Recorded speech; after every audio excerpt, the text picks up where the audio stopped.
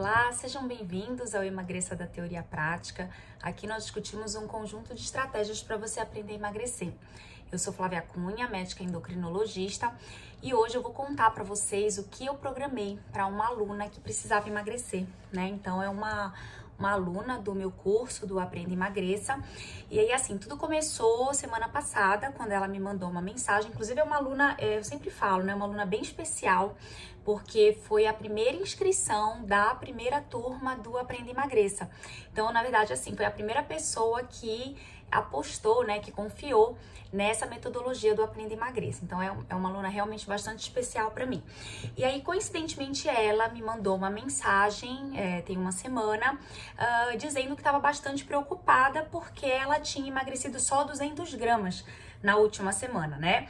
Então, assim, se a gente for ao pé da letra, tem muita gente que ia, né, vibrar se tivesse perdido 200 gramas, né? Porque muita gente aí tá tentando emagrecer, tá com dificuldade, ou então chega pra mim falando, olha, só tô engordando, não consigo nem parar de engordar, nem estabilizar o peso.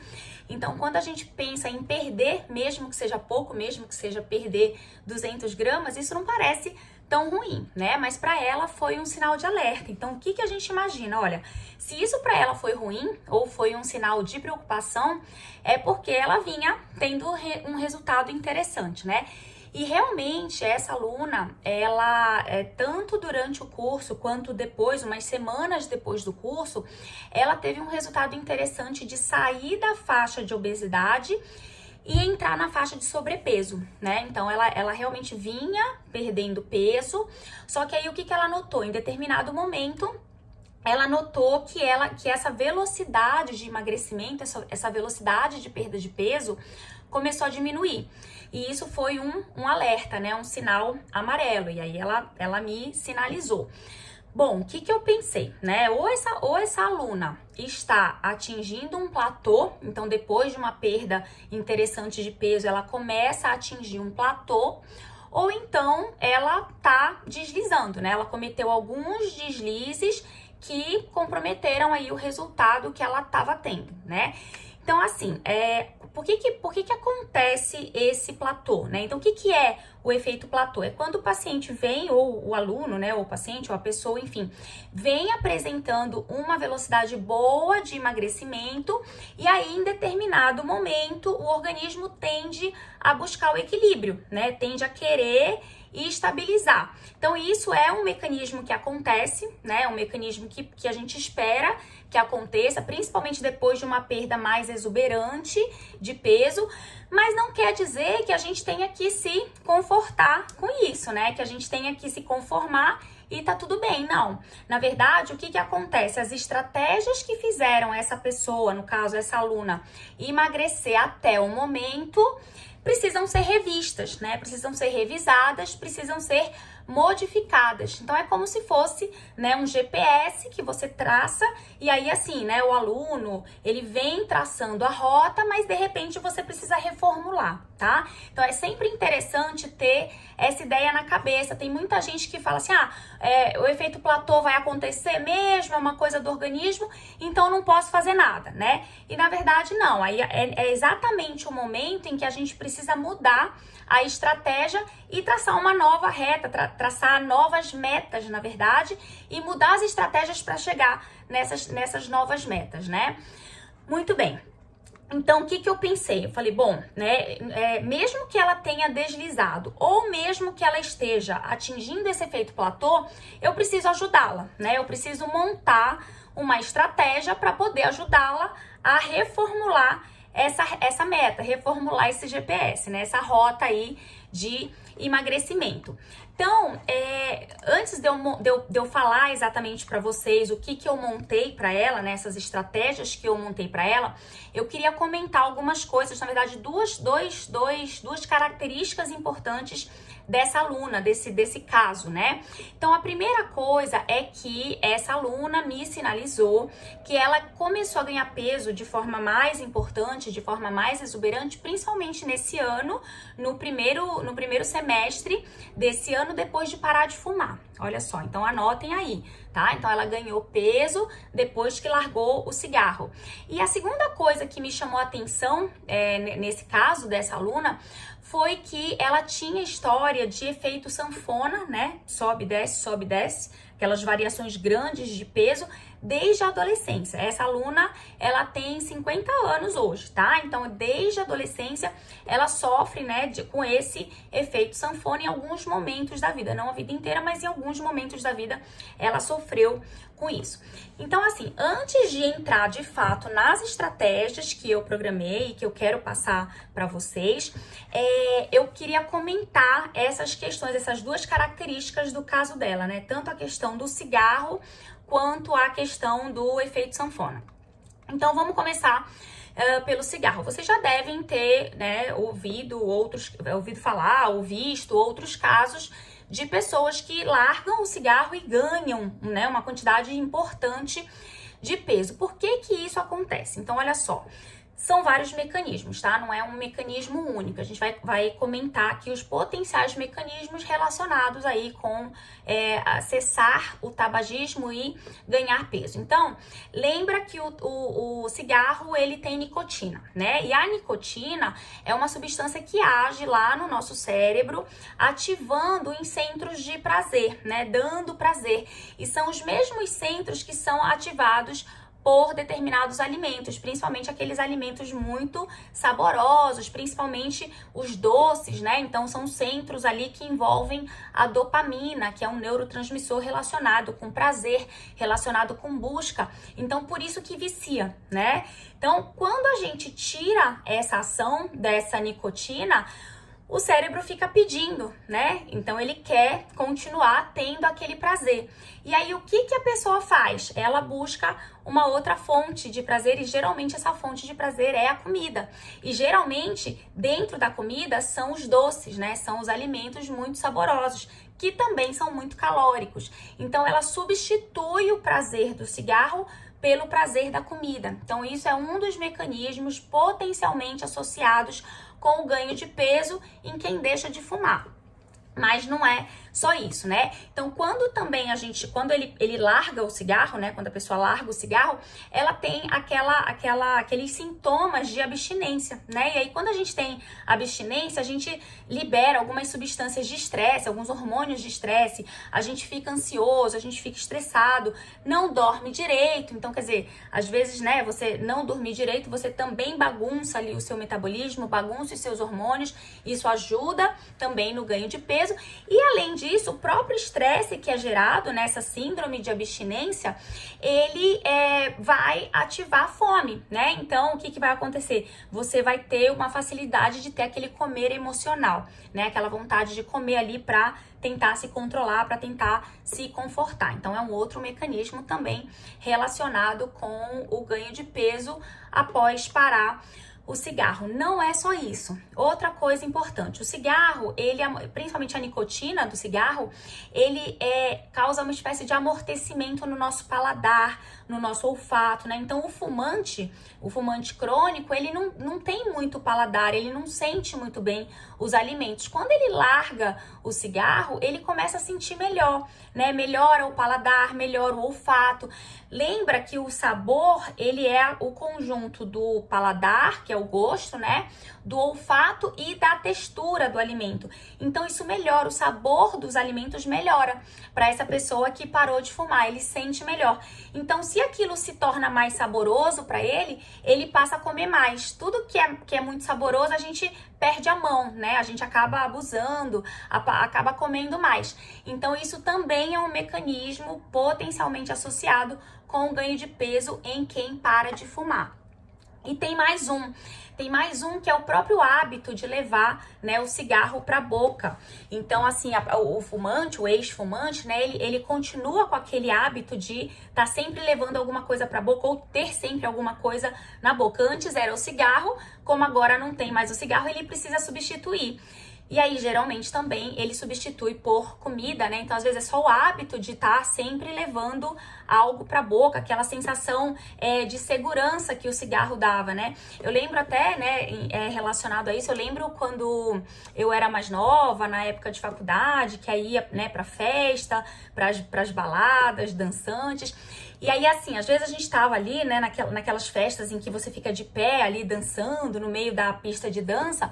E aí, assim, para as pessoas mais tímidas, isso dá um pouco de insegurança, né? Você ficar ali, parece que tá todo mundo olhando pra você dançando ali, né? E aí eu percebia que sempre que eu tava nessa situação, eu precisava, aí eu ia e comprava um drink, comprava alguma coisa pra beber. E aí eu comecei a refletir, eu falei assim, poxa, eu nem gosto, né, de bebida alcoólica, nem gosto tanto de álcool, mas toda vez que eu tô aqui dançando, tô numa festa, eu tenho essa necessidade de estar com algum copo na mão. E aí, o que eu percebi? Que, na verdade, não era relacionado ao álcool, era a necessidade de ter alguma coisa pra dar segurança, sabe? Aquela coisa assim, parece que se você tem alguma coisa na mão, você ocupa a mão, né? Porque se você não tem nada na mão, aí você fica ali dançando meio desajeitada, não sabe direito o que fazer com a mão. Isso acontece também em quem dá palestra, né? Então, quando a gente vai palestrar, tem muita gente que enfia a mão no bolso, não sabe direito, fica mexendo. Eu mexo muito a mão. Acho até que é um pouco de ansiedade, de vergonha, às vezes, na hora de falar. Então, isso, quer dizer, veja, né, o fato de ter que ter o copo na mão é uma sensação de segurança que dá. Parece que você, inclusive, tá dividindo o palco ali, né? Não fica só você no meio do palco, fica você e o copo. Então, você divide a atenção ali com o copo. Enfim, é uma coisa meio psicológica. E o fumante tem isso, né? Então, ele tem um pouco dessa necessidade de ter a segurança de estar com o cigarro na boca, até o próprio hábito, né, de estar sempre levando a boca. E aí ele acaba substituindo por alguma coisa de comer, por alguma coisa de mastigar, enfim. Então veja que é um conjunto, né, de mecanismos aí que estão relacionados com o ganho de peso em quem para de fumar. Então fiquem com essa ideia aí na cabeça que a gente vai voltar a falar um pouquinho disso. E aí vamos agora para a história do efeito sanfona, né? Então lembra que ela tinha, né, esses episódios aí de efeito sanfona desde a adolescência. O que é o efeito sanfona? Ele é também conhecido como efeito ioiô, né? Então são aquelas perdas exuberantes de peso, geralmente relacionadas a uma dieta muito restritiva, né? Então a pessoa faz uma dieta muito ferrenha, muito restritiva, e aí ela perde bem peso, só que aí o que acontece? Ela rapidamente volta a ganhar esse peso quase totalmente ou até totalmente tudo o que ela perdeu. Então isso a gente chama de efeito sanfona ou efeito ioiô, aquele vai e vem do ponteiro da balança, né? Aquela dificuldade de você manter uma estabilidade de peso.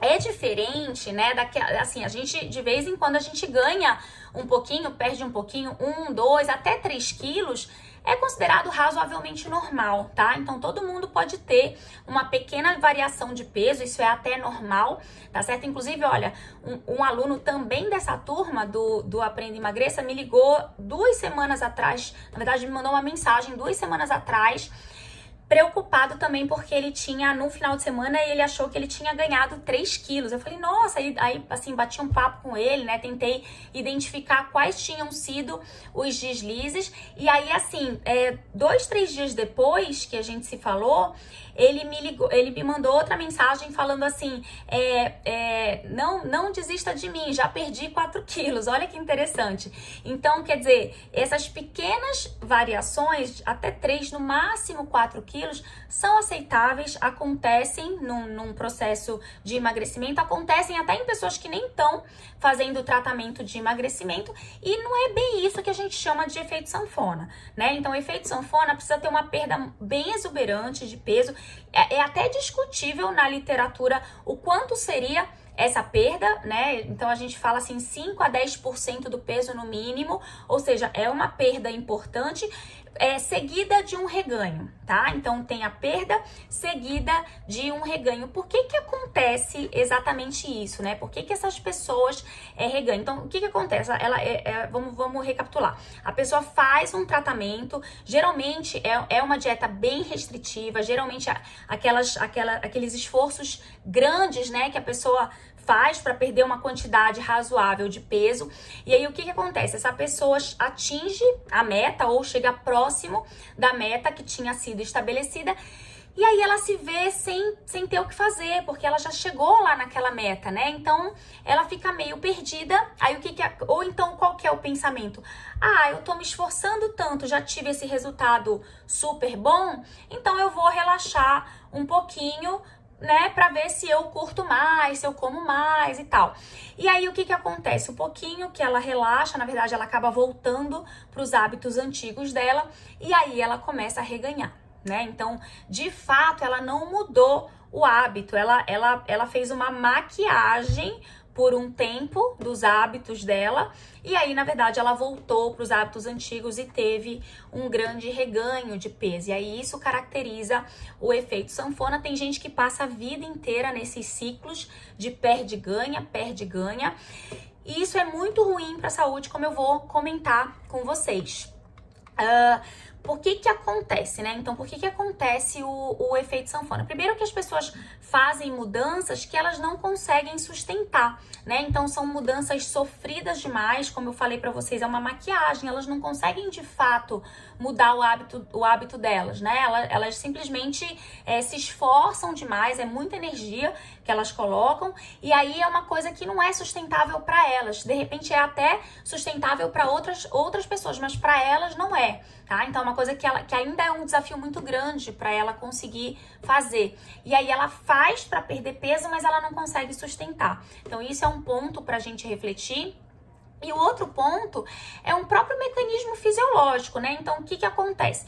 Quando a gente perde muito peso, o que que acontece? A gente perde gordura, mas a gente também perde músculo, principalmente, né, se é um peso grande, um peso rápido, que a gente não perdeu fazendo um exercício de musculação, um exercício hipertrófico, e também a gente perdeu sem priorizar ingestão proteica. Por que que eu digo isso? Porque quando a gente faz essas duas coisas, a gente previne perda de músculo durante o emagrecimento. Então, quando a gente não foca nisso, a gente acaba emagrecendo às custas de perder gordura, mas também de perder músculo. E aí, toda vez que a gente perde músculo, a gente tem uma redução no nosso metabolismo, tá? Então, a gente realmente diminui o nosso gasto energético. Além disso, o que que acontece? Quando a gente perde gordura, a gente tem uma redução da leptina. E a leptina é um hormônio de saciedade. Então, se eu tenho redução de um hormônio de saciedade, eu tenho redução da minha saciedade. E eu tenho, para piorar, um aumento da grelina, que é um hormônio da fome. Então, resumo da ópera: quando eu emagreço muito, o que que acontece? Meu metabolismo diminui, minha saciedade diminui e minha fome aumenta. Então, quer dizer, ocorre uma bagunça no meu metabolismo geral e isso me facilita engordar, né?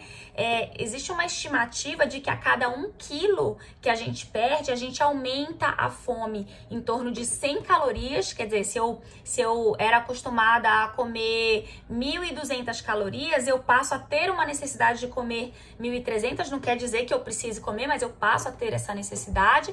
E diminui 30 calorias, em torno ali de 30 calorias no metabolismo energético, no gasto energético. Então, realmente, né, vira um desafio, vira uma coisa mais difícil de você manter, mas não é impossível, tá? Que a gente vai falar sobre isso. E existem outros perigos além de engordar, né? Quer dizer, o efeito sanfona, o problema não é só reganhar, o problema não é só reengordar. É que, assim, toda vez que acontece o efeito sanfona, o que que acontece? A gente perde gordura e músculo e na hora que a gente reganha mais gordura ou só gordura. Então, se a gente tem isso a vida inteira, a gente vai detonando a nossa massa muscular e vai só acumulando gordura. Então, até a nossa composição corporal fica ruim. E quando eu tenho uma composição corporal ruim, no sentido de ter muita gordura e pouco músculo, eu tenho maior risco de doença, tá? Então, eu tenho maior risco de doenças crônicas, doenças cardiovasculares, diabetes, hipertensão, hipertensão, enfim, doenças crônicas metabólicas, tá? Além disso, o que acontece? Acontece um abalo psicológico. Se eu tô ali toda hora no efeito sanfona, o que eu vou pensar? Eu vou pensar assim, nossa, eu sou incapaz, né? Eu não sou capaz de emagrecer. Ou então, existe algum problema orgânico, eu tenho algum problema no meu organismo, no meu metabolismo, alguma coisa genética. Então, assim, primeiro eu me detono psicologicamente, eu me sinto, né, incapaz de conseguir, me sinto uma droga de pessoa. Depois eu começo a culpar outra coisa, eu culpo minha genética, eu culpo o meu metabolismo, eu acho que eu tenho um problema hormonal que eu nasci com ele, né? Enfim, e aí eu começo a ter um abalo de autoestima, de autoconfiança. Então, isso fica muito mais difícil para que eu me engaje de fato num processo de emagrecimento. E ainda tem o risco dos distúrbios alimentares, né? Transtorno de compulsão alimentar, bulimia, enfim, qualquer transtorno alimentar associado com essas dietas muito restritivas que não dão certo, e aí regane, enfim, né? Caracterizando aí o efeito sanfona. Bom, tendo essas informações em mãos, eu vou compartilhar com vocês agora o que eu programei de fato para essa aluna que me mandou mensagem pedindo um help, né? Pedindo uma ajuda. Então, lembrem, só para recapitular, ela vinha numa boa perda de peso e aí, de repente, ela começou a sentir uma diminuição da velocidade de perda de peso. Não é nem que ela parou de perder, mas ela começou a sentir uma diminuição dessa velocidade de perda de peso. Então, é como se fosse um sinal amarelo, não é nem um sinal vermelho, mas é um sinal amarelo de que as coisas estão começando a estabilizar. Das duas, uma, ou ela tá deslizando e aí precisa reorganizar a rota, ou ela tá realmente entrando no efeito platô e aí a gente precisa dar um choque nisso, né? Quer dizer, a gente precisa mudar a estratégia para poder fazer ela voltar a emagrecer, apesar de todas essas dificuldades fisiológicas e metabólicas que a gente sabe que estão relacionadas com o emagrecimento.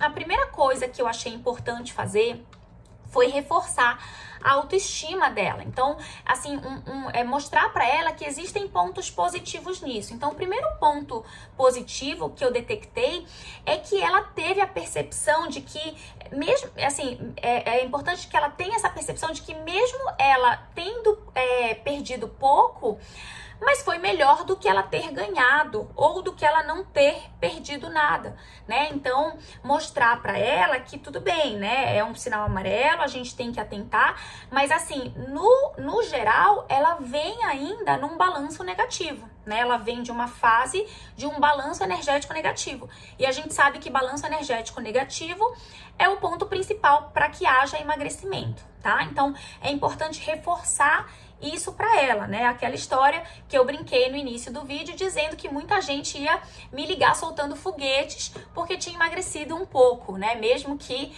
menos de meio quilo, porque muitas pessoas têm, na verdade, dificuldade de emagrecer qualquer coisa e, na verdade, tem até facilidade de engordar, de estar sempre engordando e ganhando progressivamente peso, tá? Então, mostrar para ela que ela vem numa descendente, né? Ela vem lembrar para ela que o emagrecimento, ele não é uma reta assim, ó, descendente que começa aqui e termina aqui. Não, né? Então, o que acontece? Ela perde um pouquinho, aí ela pode até ganhar um pouquinho, aí depois ela perde mais um pouquinho, aí ela ganha mais um pouquinho. Mas o importante é que a média esteja sempre para baixo, tá? Então, um exemplo prático disso seria, por exemplo, eu perdi 4 quilos, aí, de repente, reganhei 1. Aí fica 3 negativos. Aí eu perdi, de repente, mais 3. E aí eu ganhei 2. Quer dizer, ainda tô com 4 negativo. Então eu tô cada vez mais perdendo, mesmo que não seja só perda, uma atrás da outra. O ideal seria que fosse assim, né? Perda, uma atrás da outra. Mas não é assim. A realidade não é assim. É o exemplo do meu outro aluno que eu dei, né? Então ele ganhou 3, mas ele perdeu 4.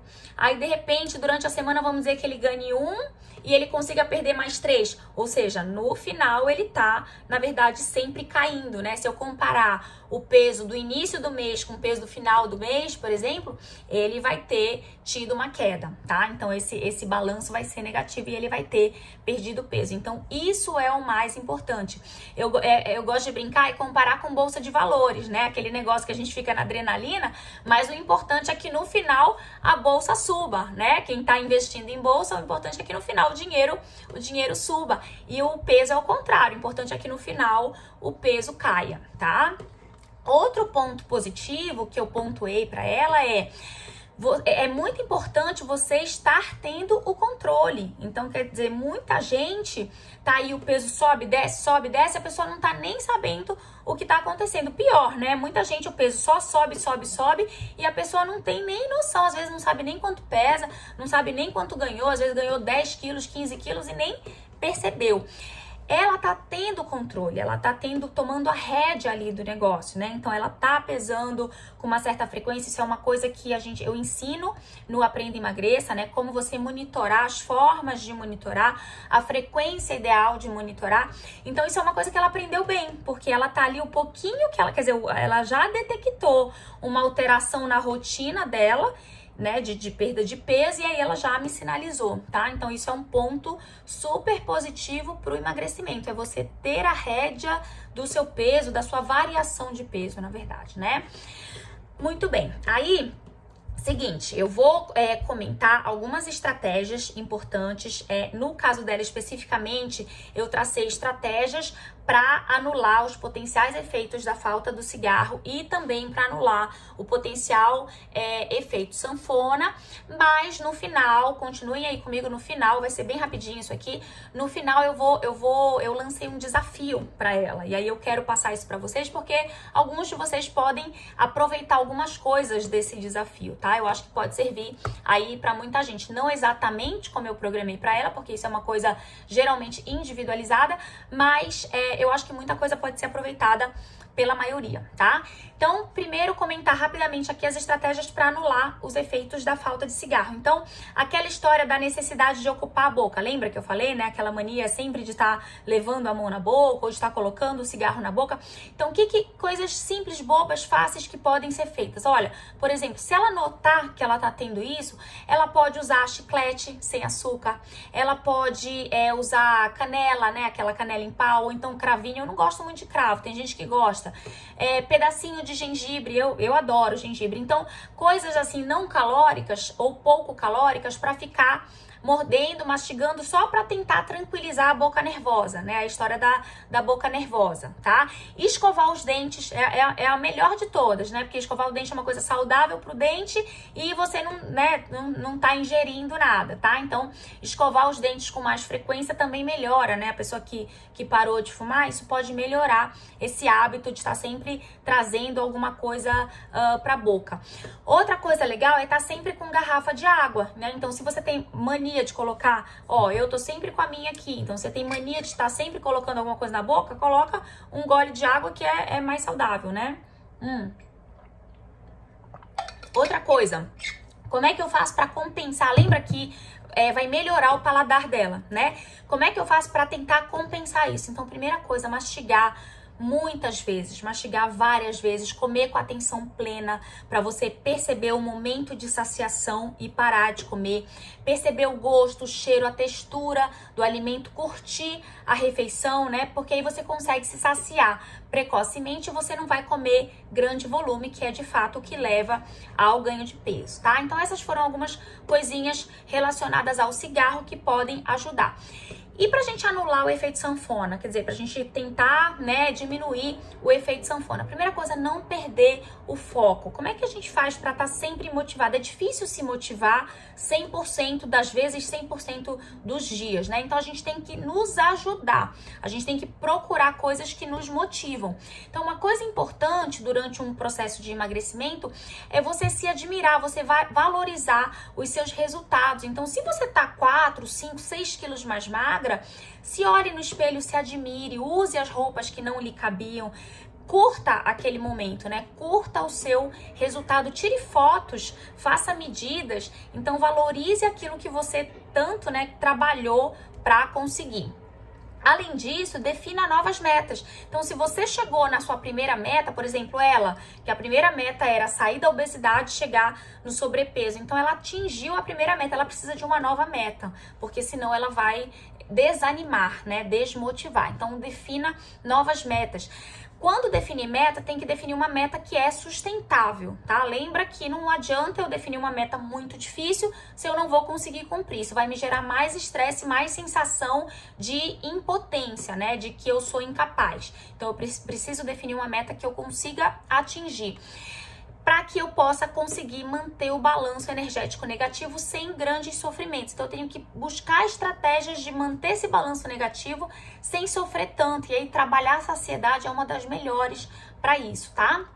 E aí, um dos mais importantes que eu acho é: eu preciso me empolgar de estar entrando num movimento saudável, né? De estar ganhando hábitos saudáveis. Isso precisa ser importante para mim. Isso é importante até para que eu tenha uma mentalidade para o emagrecimento. Eu preciso trabalhar essa sensação boa de estar entrando num mundo saudável, tá? De estar adquirindo hábitos saudáveis e, se possível, se exercitar, criar o hábito de se exercitar, porque aí eu continuo acelerando ali o meu metabolismo. Lembra que o efeito sanfona, ele vai detonar o metabolismo. Bom, vamos lá, agora pra gente finalizar, eu lancei pra ela um desafio de 15 dias, tá? Vamos ver se ela vai conseguir, né? Ela vai ter que me dar esse feedback, depois eu posso até trazer aqui pra vocês. Então, primeiro passo do desafio: andar com uma garrafa de água pra onde ela for, tá? Então, o que ela for fazer, tipo eu aqui, né? O que eu vou fazer, vou dar aula, vou gravar vídeo, tudo eu tô com a minha garrafa. Então, ela vai andar com essa garrafa e vai anotar quantos litros de água ela bebe num dia inteiro. Então, isso é importante, né? Pra manter a hidratação, pra enganar a fome, porque às vezes a gente acha que é fome, na verdade é sede. E é uma coisa educativa também, porque ela vai anotar ali quantos litros ela tá bebendo. Então, é importante ter uma garrafa em que você saiba quanto que tem para seu, por exemplo, se eu esvazio 2 garrafas dessa, eu vou saber quantos litros eu tô tomando de água por dia, tá? Então, esse é o primeiro desafio. Segundo desafio: não fazer nenhuma refeição com o celular na mão, porque isso tira a nossa concentração para refeição. Então, esse é um desafio que eu sempre lanço para mim. Então, se eu vou num restaurante, na hora, eu posso até estar mexendo no celular. Na hora que chega o prato, eu guardo meu celular dentro da bolsa. Ou então, eu deixo ele virado na mesa. Eu até prefiro guardar na bolsa, porque mesmo ele virado na mesa, a gente tem a mania de querer olhar, né? E aí, na minha casa aqui também, na hora que eu vou almoçar, eu deixo ele bem longe, deixo no quarto, deixo num lugar em que eu não consiga acessar fácil, tá? Porque aí eu preciso da concentração dela para perceber a saciedade. Terceiro passo: então, o que ela vai fazer? Ela vai anotar as características da mastigação dela. Então, ela vai me dizer, ela pode escolher 2 refeições, uma refeição principal e uma refeição de lanche. O que eu quero saber? Quantas vezes ela mastigou, se ela fez muita força para mastigar ou não. Por que eu digo isso? Porque se eu tô comendo uma carne, se eu tô comendo um frango, eu vou precisar fazer muita força no dente para mastigar. Se eu tô comendo um pãozinho molinho, se eu tô comendo um mousse, um iogurte, eu não vou precisar fazer força para mastigar. Então, eu quero que ela perceba essa diferença, como é a mastigação frente a diferentes alimentos. E aí, a característica da mastigação em relação a assim, por exemplo, se ela mastiga de um lado, depois mastiga de outro, se ela dança o alimento na boca ou não, se ela tem mania de ficar só de um lado ou só de outro. Então, ela vai estudar a mastigação dela e me passar esse feedback. Por que é importante mastigação? Porque ativa a saciedade, tá? Quarto passo: ela vai anotar se nesses 15 dias ela sentiu a necessidade do cigarro e se ela fez a substituição nesse momento por comida ou bebida alcoólica. O quinto: ela vai retirar qualquer bebida alcoólica por 15 dias. E aí ela vai anotar o quanto isso foi sofrido para ela, né? E aí depois, né, quando ela reintroduzir a bebida alcoólica, ela vai estabelecer uma frequência de ingestão que seja segura, tá? Então, ela vai tentar espaçar ao máximo de frequência de ingestão. Sexto, ela vai fazer, essa aluna, ela já faz jejum, tá? Ela já tem, assim, um pouco de facilidade, ela já treinou, durante o curso a gente ensina algumas estratégias. Então eu propus para ela jejum de 14 ou 16 horas, o que ela conseguir, no mínimo 14, 3 vezes por semana alternado. Então, ou segunda, quarta e sexta, ou terça, quinta e sábado, tá? Então, ela vai fazer só por 2 semanas. Jejum 3 vezes na semana. E aí, nos dias de jejum, ela vai ingerir só 800 calorias. E nos dias de não jejum, ela vai ingerir de 1.000 a 1.200 calorias, que é o que ela vem ingerindo rotineiramente. Então, a gente vai tentar dar um choque aí, uma restrição calórica, mas não contínua. Uma restrição calórica num dia, depois libera um pouquinho mais no dia seguinte. Sétimo, todas as refeições devem conter uma porção de proteína vegetal ou animal, ou de preferência ambas, tá? Mas pelo menos uma das duas. Oitavo, todos os dias incluir uma porção de vegetais folhosos em pelo menos uma refeição. É uma coisa que eu faço também. Então, ou no almoço ou no jantar, de preferência também nos dois, mas o desafio é pelo menos em uma. Ou no almoço ou no jantar, ela vai ter que ter uma porçãozinha ali de folhosos. Nono, nos dias de não jejum, ou seja, se ela faz jejum segunda, quarta e sexta, na terça, quinta, sábado e domingo, ela vai fazer exercício físico por pelo menos 30 minutos. E aí ela vai escolher, pode ser pular corda, pode ser polichinelo, pode ser dança, pode ser corrida, nem que ela corra no meio da casa dela, na garagem, ela escolhe, tá? Se ela quiser também ir pra academia, ou se ela quiser fazer uma esteira, bicicleta, não sei se ela tem aparelho em casa, ela vai escolher, mas ela precisa se exercitar 30 minutos. Por que isso é importante? Porque no platô, assim como, né, no efeito sanfona, a gente tende a ir diminuindo o nosso metabolismo por conta exatamente da perda de peso. Então, ela precisa ter estratégias para ela aumentar esse gasto energético. E o 10º e último, ela vai postar o resultado das tarefas. Então, ela vai ter que me dar esse feedback do resultado das tarefas. Gente, essa foi a proposta, o desafio para essa aluna. E aí eu espero que ela aceite, que ela encare esse desafio, né? E aí eu vou estudar, eu vou avaliar, né, o feedback dela e quem sabe a gente pode, de repente, voltar a falar sobre isso daqui a um tempo para ver o que aconteceu com ela, tá certo? Espero que eu tenha ajudado vocês também com essa estratégia. E um beijo, até o próximo vídeo. Tchau, tchau!